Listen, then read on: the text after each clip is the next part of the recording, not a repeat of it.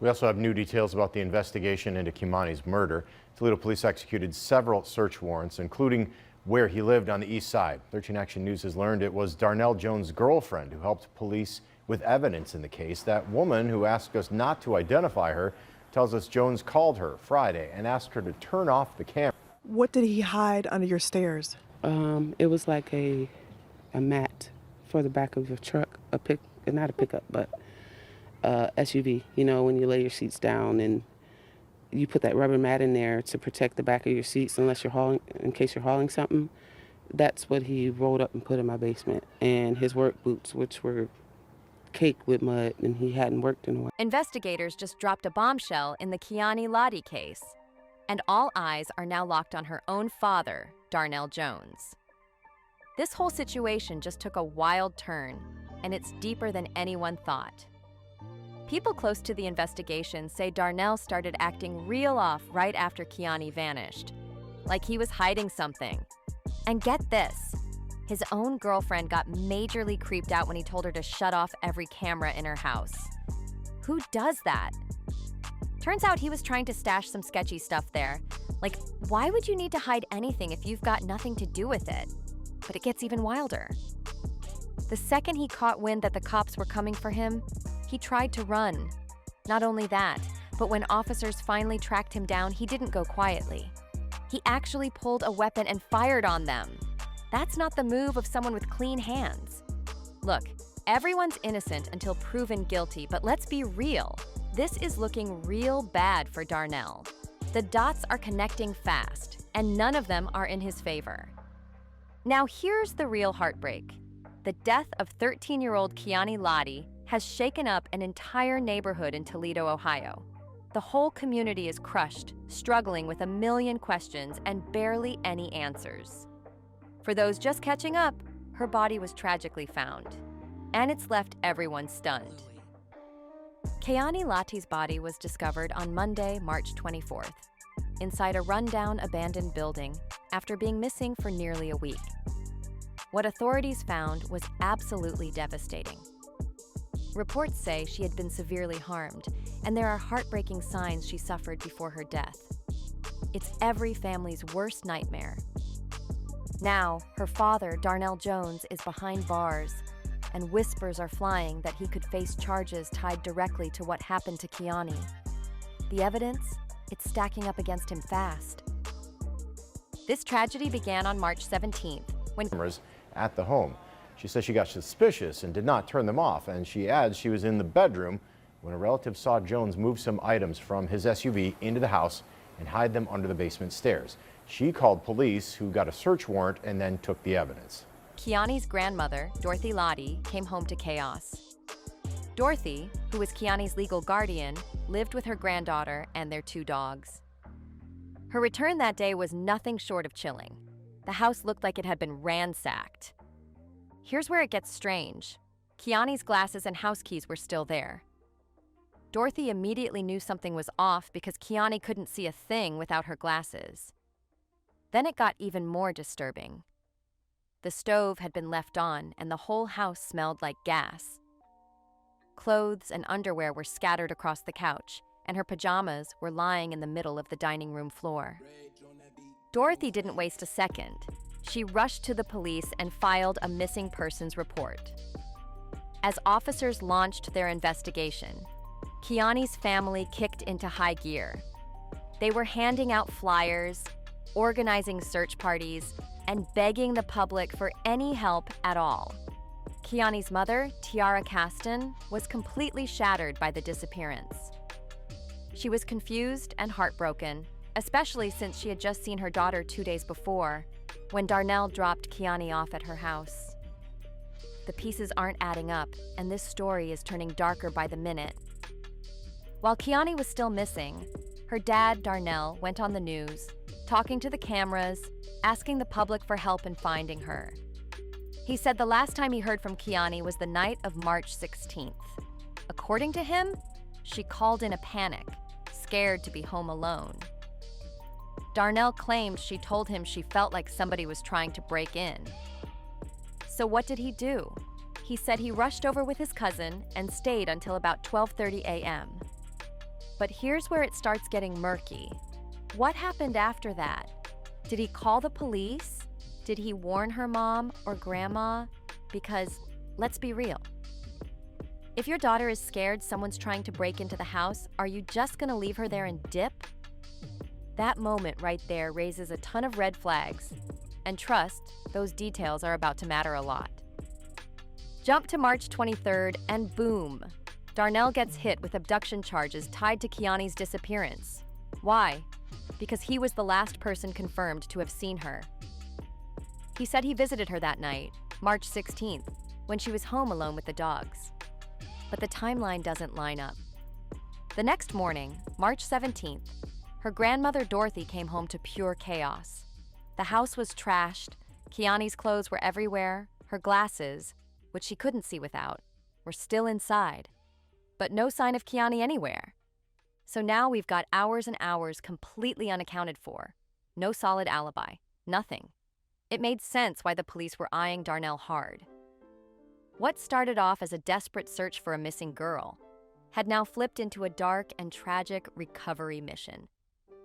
Just one day after Darnell was hit with abduction charges, the case took a heartbreaking turn. Keani's body was found. She was discovered inside an abandoned building on Miami Street up in North Toledo. In that instant, it was no longer about a missing girl. It became a full-blown homicide investigation. What they found at the scene was absolutely horrific. Whoever did this didn't just want her gone, they wanted to cause maximum pain. She was only 13, but the brutality showed no mercy. One officer on the case straight up called it one of the most horrific cases I've ever seen. That's how bad it was. According to the autopsy, Keani's official cause of death was multiple sharp force wounds to the neck. She had also suffered unspeakable abuse. She says once Jones noticed the items gone, she never saw him again. She also told us Jones called her from Columbus, and she told police where they could find him. Her hands were bound, and she had been left in a condition too awful to describe in full. Columbus Police Lieutenant Brian Steele didn't hold back. He said, "This is an absolute animal that came into our town." From day one, Darnell was at the center of suspicion. He was the last one to see her alive. And when police started digging deeper, things got sketchy real quick. Darnell's story kept changing. He couldn't give a clear account of where he was or exactly what he did with Keani that night. So the police didn't waste time. They put out a warrant for his arrest. But then he vanished. Darnell packed up and dipped, completely off the grid. That move only raised more eyebrows. Because let's be honest, if you're innocent, why disappear? Why not help the investigation? Why not call a lawyer and clear your name if you've got nothing to hide? But instead of stepping up and clearing his name, Darnell did the exact opposite. He ran. Straight up tried to vanish to dodge getting arrested. But his luck finally ran out when police tracked him down in Columbus, about 2 hours south of Toledo, the same city where Keani's body was found. And if things weren't already looking bad, they got way worse. When SWAT pulled up to take him in, Darnell didn't surrender. He sparked off a standoff. He pulled out a weapon, setting off a wild moment caught on body cam. Even though the footage doesn't clearly show him firing at officers, the fact that he flashed a weapon at all, that was more than enough for the SWAT team to open fire. No officers were injured, but Darnell wasn't so lucky. He was rushed to the hospital in critical condition, though he later stabilized. After that incident, the charges against him escalated big time. Authorities tacked on serious felonies, and now the case is heating up even faster. At this point, the investigation is still fresh, just a few weeks in, but the trail is twisting in every direction. And no matter where it turns, it keeps circling back to one person, Darnell. But just when you think it can't get any messier, boom! Darnell's girlfriend comes out of nowhere and drops a bombshell. She told investigators that Darnell called her the Friday before his arrest, begging her to shut off all the security cameras in her house. That move alone raised major red flags. Every new detail just keeps painting Darnell deeper into the picture. His girlfriend knew something was off right away. When Darnell asked her to turn off the cameras in her house, she didn't feel right about it, and thank goodness she trusted her gut. She left the cameras running, and that choice ended up helping the police collect key evidence against him. She later told investigators that while she was in the bedroom, one of her relatives noticed Darnell unloading items from his SUV and sneaking them into the house, specifically down into the basement. The question is, what was he trying to hide? Allegedly, he brought in a big rubber mat, the kind folks usually lay down in the back of a vehicle when they're hauling stuff and want to protect the seats. But this wasn't just any car. It was an SUV, and it didn't stop there. She said he also hid his work boots covered in mud, even though he hadn't worked in a long time. So, where did the mud come from? That's not the kind of detail you can just ignore. After Darnell stashed those items, he vanished. She didn't hear another word from him until he called her from Columbus, which is exactly how she was able to tell the police where he was hiding. That call led to his arrest. Let's be real. If you've been following this case from the start, it's hard not to think Darnell had something to do with what happened to Keani. His moves have been sketchy from day one, and it's like he really believed he could outsmart everyone, even the cops. Kei'Mani Latigue was just 13. 13. She'll never get to drive a car, never dance at prom, never apply for college, or chase her dreams. Her life was stolen way too soon, and now she'll always stay frozen in time. Just a kid with everything ahead of her. Heartbreak doesn't even begin to cover what Keani's family, friends, and community are feeling right now. The pain runs deep.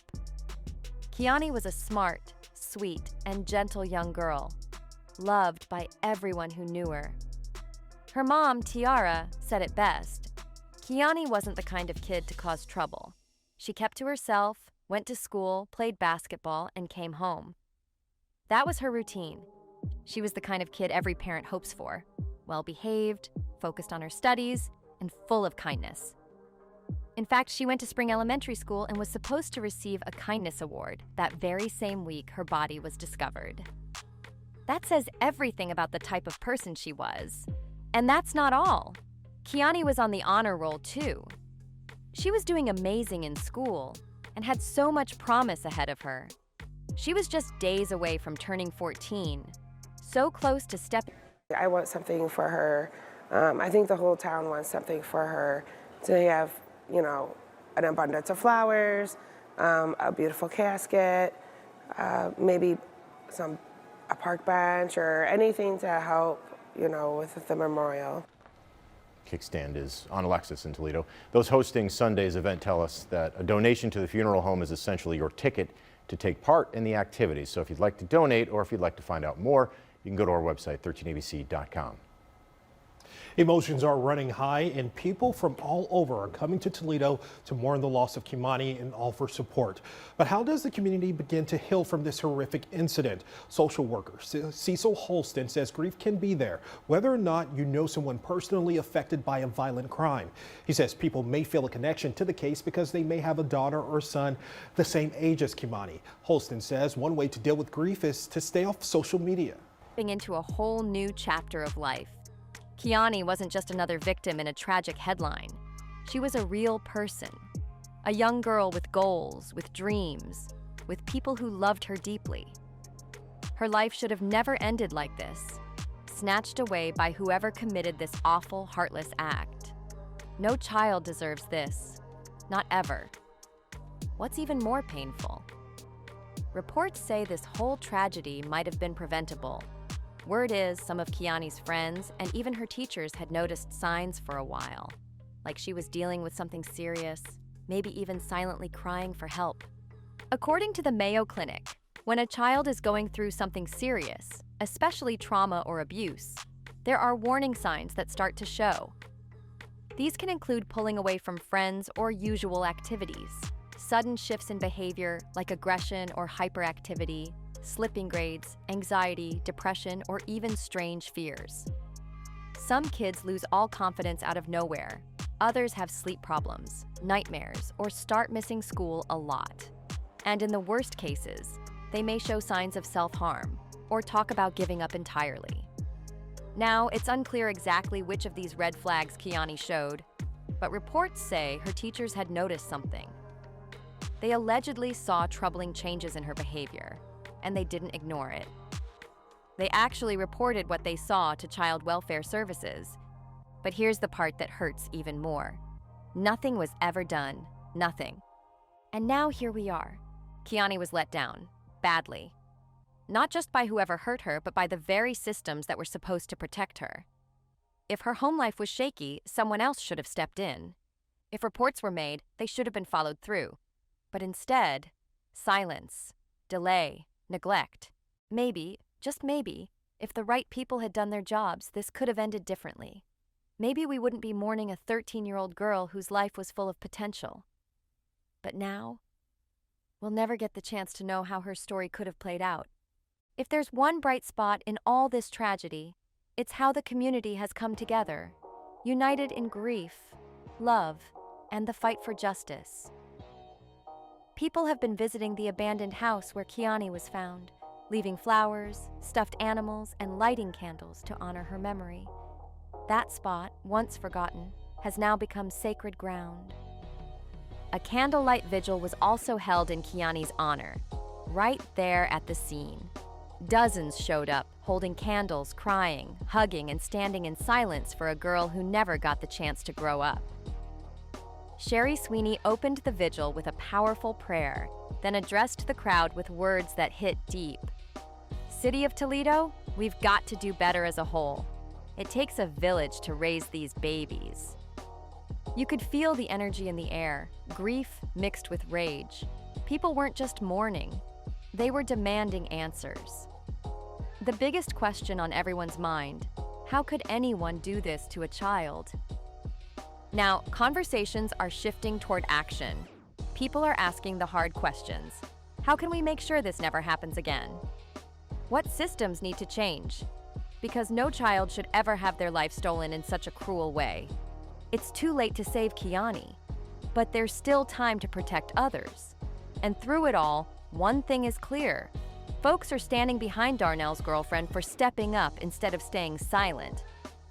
She chose truth over loyalty, and now the whole city is calling for justice. Major respect goes out to Darnell's girlfriend. She didn't stay silent, and she didn't protect someone just because she knew. As the Toledo community continues to grieve the loss of Kei'Mani Latigue, some are stepping up to help contribute to a funeral service for the young girl. Wheelin' on the Rocks on Lasky will be hosting a benefit and poker run this upcoming Sunday.